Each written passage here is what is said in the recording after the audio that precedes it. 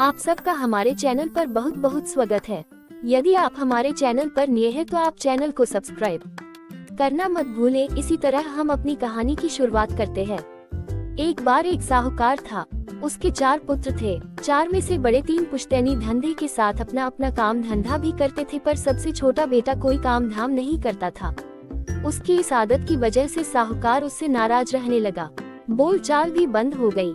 बाकी के भाई भी उससे खींचे खींचे से रहने लगे, पर माँ तो माँ होती है, वो हमेशा उसे कुछ न कुछ करने की प्रेरणा देती रहती। एक दिन उसकी माँ ने उसे अपने पास बुलाया और 100 रुपए उसके हाथ में देते हुए उसे कहा, इन रुपयों से अपना कोई व्यापार शुरू करो। साहूकार का बेटा 100 रुपया लेकर मेले में पहुंच गया और वहाँ उन रुपयों से एक चूहा खरीदकर खुशी खुशी घर पहुंच गया।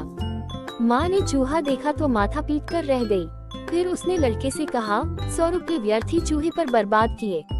खैर, अब ले ही आए हो तो इसे अनाज के भंडार में ले जाकर छोड़ दो, वहाँ अनाज खाता रहेगा। लड़का चूहे को अन्न भंडार गृह में ले गया और वहाँ छोड़ दिया।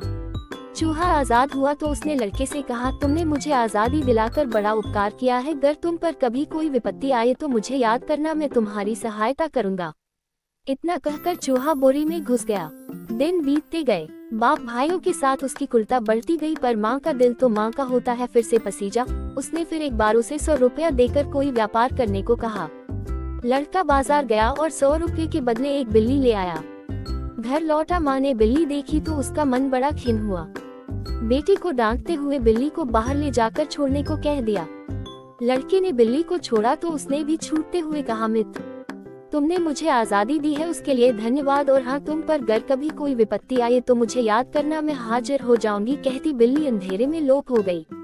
दिन बीते, माँ ने एक और प्रयास किया। बेटे को 100 रुपया देते कहा, देखो अब तुम बड़े हो गए हो, शादी ब्याह की उम्र हो चली है, ये पैसे लेकर जाओ और कुछ काम धंधा शुरू करो। लड़का पैसे लेकर बाजार गया और उन पैसों से तोता खरीद कर ले आया।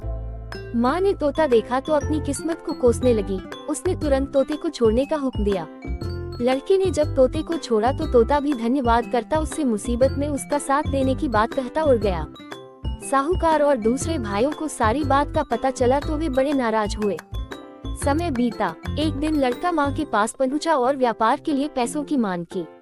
माँ ने घर के दूसरे सदस्यों से छुपाकर उसे पैसे दे दिए और यह कहते विदा किया, अब की इन रुपयों से कुछ काम धंधा जमा कर ही लौटना, पहले की तरह जाया न कर देना। लड़का पैसे लेकर हाट बाजार की ओर निकल पड़ा। रास्ते में उसकी मुलाकात एक मदारी से हुई। मदारी के पास एक बूढ़ा सांप था। लड़के ने 100 रुपए देकर वो सांप खरीद लिया और घर लौट आया। घर में माँ ने जब सांप को देखा तो अपनी किस्मत को रोने लगी। लड़के को जोर जोर से डांटने लगी। शोर सुनकर साहूकार और दूसरे भाई भी आ गए। सब लड़के को कोसने लगे। सबने सांप को तुरंत घर से दूर ले जाकर छोड़ने का हुक्म सुना दिया। लड़का सांप को लेकर चल पड़ा। एक निर्जन स्थान पर उसने सांप को छोड़ना चाहा तो सांप ने कहा, मित्र, मदारी की कैद से छुड़वाकर तुमने मुझ पर बड़ा एहसान किया है, पर तुम मुझे यहाँ मत छोड़ो। मैं बूढ़ा हो गया हूँ, अब चला नहीं जाता। अगर रेंगूंगा तो पक्षी मुझ पर आक्रमण कर देंगे, अतः मुझे उठाकर ले चलो, जहाँ मैं कहूँगा वहाँ मुझे छोड़ देना, तुम्हारा बड़ा उपकार होगा। साहूकार के लड़के ने सांप को उठाया और चल पड़ा। रास्ते में एक जगह बहुत बड़ी वामी थी। वामी के एक छोर पर बहुत बड़ा छेद था। सांप ने वहाँ उससे कहा, तुम मुझे यही छोड़ दो, पर मेरी पूंछ को पकड़ कर रखना, छोड़ना मत। लड़के ने सोप को वहीं रखा और उसकी पूंछ कसकर पकड़ ली। सांप धीरे धीरे उस बड़े छेद में घुस गया। पूंछ पकड़े लड़का भी उस छेद में गहरे उतरता गया। उतरते उतरते वे बड़ा गहरे उतरते गए और एक शहर में पहुंच गए। शहर की सुंदर भवनों, रास्तों, फूलों, बागीचों की सुंदरता देख लड़का बड़ा विस्मित हुआ और उसने देखा कि वो बूढ़ा सांप एक सुंदर मनुष्य के रूप में परिवर्तित हो गया। मनुष्य रूप में आते ही उसने लड़के से कहा, चलो मैं तुम्हें अपने राजा के पास ले चलता हूँ। चलते चलते वे महल के भीतर पहुँच गए। अंदर सिंहासन पर बड़ी बड़ी मूंछों वाला सांपों का राजा विराजमान था। मनुष्य रूप में आए उस सर्प ने राजा का झुककर अभिवादन किया। राजा ने कहा, आ गए तुम, बहुत समय लगा दिया, कैसी कटी वहाँ पर? सांप ने कहा, पूछिए मत महाराज, मदारी के हाथ पड़कर मेरे कुछ भी बस के न रही थी। ये तो भला हो इस भले मानस का जिसने मुझे मदारी से आजादी दिलवाई। ये कहते उसने सारा वृतांत कह सुनाया। राजा ने लड़के को बुलाकर अपने पास बिठाया, उसका खूब आदर सत्कार किया और इस तरह लड़का वही पाताल में सर्पलोक में रहने लगा। समय गुजरता गया। सांपों के राजा को लड़के का स्वभाव बड़ा भाया, सो उसने अपनी इकलौती बेटी का ब्याह उससे करने की सोची। उसने अपने वजीरों से सलाह मशवरा किया और सबकी रजामंदी से दोनों का ब्याह करवा दिया। लड़के का ठाट बाट राजाओं सा हो गया। उसकी पत्नी बहुत सुंदर थी, उसके बाल सोने के थे, स्वभाव की भली थी। दोनों खुशी खुशी साथ रहने लगे। समय बीतता गया। एक दिन लड़के ने पत्नी से कहा, यहाँ रहते काफी समय हो चला, कब तक ससुराल में रहूंगा, चलो धरती लोक पर चलते हैं। लड़की ने कहा, मुझे कोई आपत्ति नहीं, हाँ पहले चलकर पिताजी से पूछ लेते हैं, उनकी आज्ञा लेकर चल पड़ेंगे। एक बात और, अगर उन्होंने आज्ञा दे दी तो वे तुमसे कुछ मांगने को बोलेंगे। मांगने से पहले तुम उनसे देने का वचन मांगना। अगर कुछ भी देने का वचन दे देंगे तो उनके हाथ में पहनी अंगूठी को मांग लेना। उसी शाम लड़का राजा के पास पहुंचा और कहा, महाराज हमें यहाँ रहते बहुत दिन हो गए, अब हम दोनों अपने लोक को जाना चाहते हैं, अतः आशीर्वाद दें। राजा ने जाने की आज्ञा देते कहा, अगर तुम्हें कुछ चाहिए तो मांगो। लड़के ने पत्नी के कहे अनुसार पहले वचन मांगा और फिर राजा के हाथ की अंगूठी मांग ली। राजा ने चौंक कर उसकी ओर देखा, अंगूठी उतारी और उसे देते कहा, मैंने तुम्हें अपनी लड़की ही नहीं अपना सर्वस्व दे दिया है, अब तुम धरती लोक पर जाओ और जैसे मर्जी हो वैसे रहो। अगले दिन सबने खुशी खुशी दोनों को धरती लोक के लिए विदा किया और इस तरह वो दोनों धरती लोक पहुंच गए। धरती पर पहुंचकर लड़का अपने घर की ओर बढ़ा तो पत्नी ने कहा, मैं उस घर में नहीं रहूंगी। सुनकर लड़का चिंता में पड़ गया कि वे रहेंगे कहाँ, खाएंगे क्या। उसे चिंता में डूबे देख लड़की ने अंगूठी निकाली और उसकी स्तुति करते कहा, हे रमेश्वरी मुंदरिये, यहाँ एक ऐसा सुंदर महल बन जाए जिसमें धरती की हर सुख सुविधा मौजूद हो। तुरंत वहाँ पर एक सुंदर महल बन गया और उसमें रोज के बर्तन व्यवहार की हर चीज मौजूद हो गई। लड़के को ये देख अंगूठी की महत्ता पता चली और ससुर की कही बात समझ में आई। दोनों खुशी खुशी वहाँ पर रहने लगे। जब भी किसी चीज की जरूरत पड़ती, अंगूठी प्रस्तुत कर देती। एक दिन लड़के की पत्नी महल के चौबारे पर बैठकर अपने बाल संवार रही थी कि उसके 2 बाल झड़कर पास बहती नदी में जा गिरे। बाल एक मछली ने निगल लिए और तैरती तैरती दूर किनारे निकल गई। एक रोज वो झींगा के जाल में फंस गई। वह उसे दूसरी मछलियों के साथ राज दरबार में दे आया और इस तरह वो मछली रसोई घर में पहुंच गई। राजा के रसोइयों ने जब उस मछली को काटा तो पेट में सोने के बाल देखकर वे हैरान हुए। वे तुरंत राजा के पास पहुंचे और बालों को दिखाते सारी बात बताई। राजा सोने के बालों को देखकर पगला गया। वह सोचने लगा, जिस औरत के बाल इतने सुंदर हैं वो स्वयं कितनी सुंदर होगी। वह सोने के बालों की मालकिन को अपने महलों में देखने की इच्छा पाल बैठा और तुरंत उसने अपनी सारी दूतियों को महल में बुला लिया और पूछा, तुम क्या क्या काम कर सकती हो। सबने अपनी अपनी खूबियां बताईं। राजा सुनता गया। अंत में 2 दूतियां रह गई। उनमें से एक ने कहा, महाराज मैं स्वर्ग में छेद कर सकती हूँ। दूसरी ने कहा, महाराज मैं अंबर के ऊपर कपड़ा डाल सकती हूँ। राजा ने स्वर्ग में छेद डाल सकने वाली दूती को अकेले में बुलाया और सोने के बालों की बात बताते अपनी इच्छा जताई। सारी बात सुनकर दूती ने कहा, महाराज मैं सोने के बालों वाली लड़की बारे जानती हूँ, वह पाताल लोक के सर्पों के राजा की बेटी है, पर वो धरती पर कैसे पहुंची यह मुझे नहीं पता। खैर मैं उसे ढूंढने का प्रयास करती हूँ। आप कुछ नौकर चाकर और रुपए पैसे मुझे दे, मैं तुरंत खोज में निकलती हूँ। राजा ने वैसा ही किया और दूती खोज में निकल पड़ी। दूती मछली काटने वालों से पूछताछ करती आखिर उस जीव तक पहुँच गई जिसने मछली को पकड़ा था। उससे सारा वृतांत जान आखिर वो उस नदी तक जा पहुंची। वहां पहुंचकर उसने एक नाव तैयार करवाए और पानी की उल्टी दिशा की ओर बढ़ चली। नाव दिन रात चलती चलती आखिर उस महल किनारे पहुंच गई जहां पति पत्नी रहते थे। दूती ने मल्लाह को हुक्म दिया, मैं जब तक न लौटूं यहीं पर रहना। कहकर वह नाव से उतर गई और महल की ओर बढ़ चली। महल के पास जाकर उसने महल और उसमें रहने वाले लोगों बारे जानकारी एकत्रित करी तो उसे विश्वास हो गया कि सोने के बालों वाली लड़की और कोई नहीं पाताल की राजकुमारी सोनकेसी ही है। वो योजना बनाकर महल में घुस गई और सोनकेसी को देखते ही बोली, भांजी सोनकेसी तुम धरती लोक पर कैसे और कब पहुंची? मुझे पहचाना, मैं तुम्हारी मौसी। सोनकेसी ने कहा, तू कौन और मेरी मौसी कैसे? मैं तुम्हें नहीं पहचानती। ये सुनते दूती ने कहा, तुम अभी बच्ची ही थी जब मैं यहाँ धरती लोक पर आ गई थी, वापस जाना ही नहीं हुआ। धरती है ही ऐसी जो एक बार यहाँ रह गया, यही का होकर रह गया। खैर तुम्हें यहाँ देखकर यूँ लग रहा है जैसे मैं अपनी बहन के घर पहुँच गई हूँ। तुम मुझे पाताल लोक के हाल चाल सुनाओ, कैसे है सब वहाँ? सोनकेसी घर पर अकेली थी। घर वाला कहीं बाहर गया था। पाताल लोक की बातें सुनी तो दूती सच कहती प्रतीत हुई। उसने उसे मौसी समझ सारी बातें बतला दी और उसका खूब आदर सत्कार किया। शाम को लड़का घर लौटा तो सोनकेसी ने दूती का परिचय अपनी मासी बताकर दिया। वो बड़ा खुश हुआ। इस तरह दूती वहाँ जम गया। धीरे धीरे दूती ने सोनकेसी को अपनी बातों में फंसा लिया और उससे सारे राज जान लिए। ये भी जान लिया कि किस प्रकार अंगूठी उनकी सारी जरूरतों को पूरा करती है और वे उस अंगूठी को कहाँ रखते हैं। एक दिन साहूकार का लड़का घर पर नहीं था तो दूती ने मौका देखकर कहा, भांजी मुझे महल से बाहर घूमे बहुत दिन हो गए हैं। यूं भी इंसान एक जगह बैठे बैठे ऊब जाता है, सो चलो कहीं घूम आए। सोनकेसी उसकी बातों में आ गई और बाहर घूमने के लिए तैयार हो गई। सजा धज के जब दोनों बाहर आई तो दूती ने कहा, अरे मैं अपनी चप्पलें तो भूल गई, तुम रुको मैं लेकर आती हूँ। सोनकेसी ने कहा, तुम रुको मौसी मैं लाती हूँ। पर दूती ने उसकी एक न सुनी, झट से अंदर दौड़ती हुई गई और अंगूठी को उठाकर अपने कपड़ों में छुपाकर बाहर लेकर आ गई। सोनकेसी वही खड़ी थी। दोनों महल से बाहर आ गई। दूती उसे बहलाती फुसलाती नदी किनारे ले गई और नौक को दिखाते कहा, भांजी चलो आज नौक विहार करते हैं। सोनकेसी मान गई। दोनों नौक पर जा बैठी। दूती ने नाव चलाने का हुक्म दे दिया। नाव धीरे धीरे चल पड़ी। नौक जब काफी दूर निकल आई तो सोनकेसी चौंकी। उसने मौसी से नौक मोड़ने को कहा पर दूती तब अपने असल रूप में आ गई थी। वो अट्टहास करने लगी। सोनकेसी भांप गई कि इस बुढ़िया ने उसका अपहरण कर लिया है। पहले तो उसने नदी में कूदना चाहा पर गहरा पानी देखकर रुक गई। दूसरा, उसे विश्वास था कि जब उसके घर वाले को सारी बात का पता चलेगा तो वह अंगूठी के सहारे उसे अपने पास बुला लेगा। उसे तो यह इल्म ही नहीं था कि दूती अंगूठी को भी उठा कर ले आई है।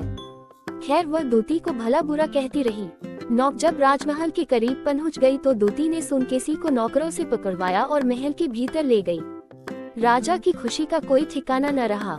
उसने दूती को खूब सारा धन हीरे मोती देकर विदा किया।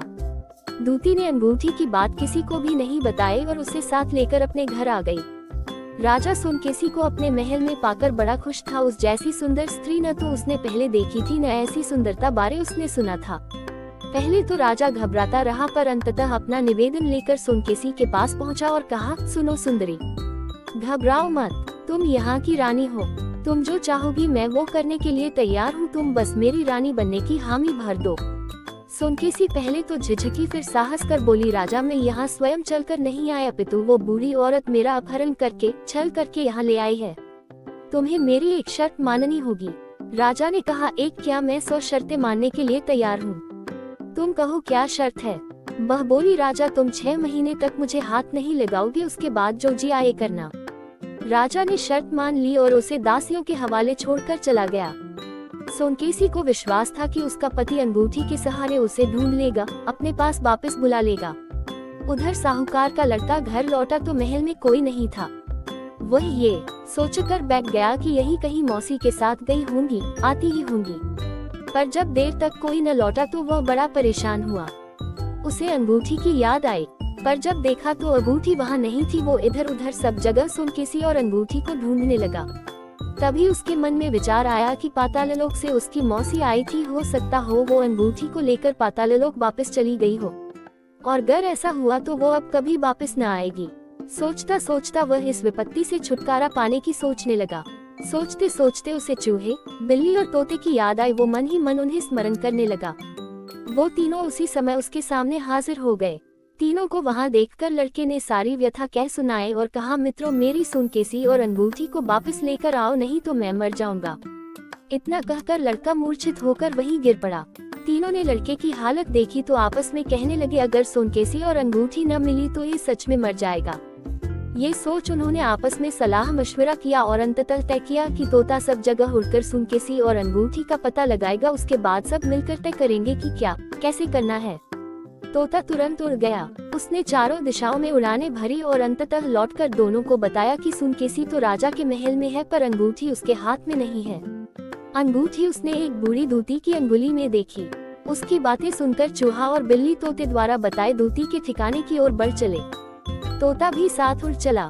चलते चलते वे दूती के ठिकाने पर पहुंच गए और छुपकर रात होने का इंतजार करने लगे। जब रात हुई तो सोते समय दूती ने अंगूठी खोली और मुंह में डाल मुंह बंद कर सो गई।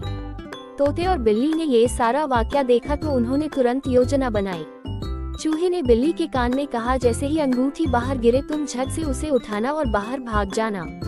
मशवरा कर वे दोनों बुढ़िया के सिरहाने के पास जा पहुँचे। चूहा उसके नाक के पास जाकर बैठ गया और धीरे धीरे अपनी पूंछ बुढ़िया के नाक में घुसेड़ दी। पूंछ के नाक में जाते ही बुढ़िया जोर से छींकी और अंगूठी मुंह से निकल नीचे गिर गई।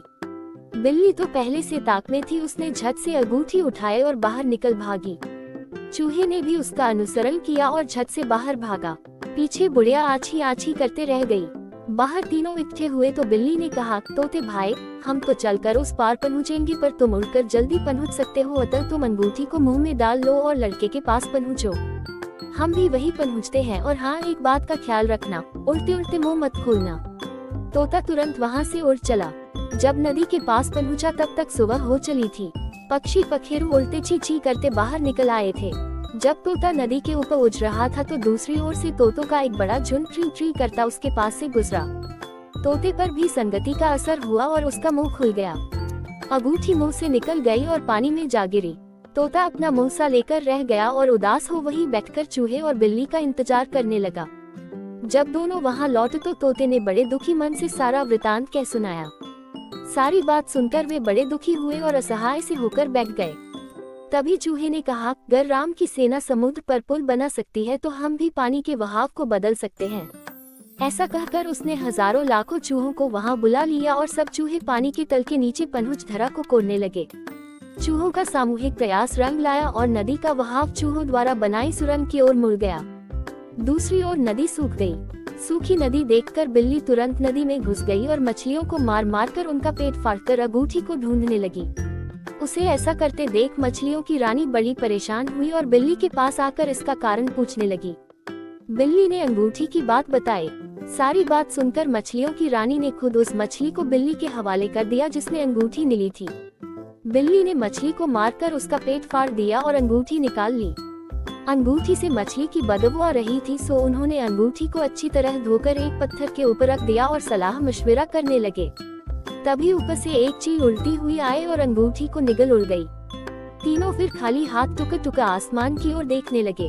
उधर चील का पेट भरा नहीं था शायद, अतः वो वहीं मंडराने लगी। तभी चूहे ने बिल्ली से कहा, मैं खुद को चारा बनाकर चील के आगे प्रस्तुत करता हूँ, वो मुझे खाने नीचे आएगी, तब सब कुछ तुम्हारे ऊपर निर्भर रहेगा। अगर तुमने चील को पकड़ लिया तो पौ 12 और चूक गई तो मैं भी गया। सारी बात समझाकर चूहा एक पत्थर पर जाकर लेट गया और बिल्ली पत्थर की आड़ लेकर बैठ गई।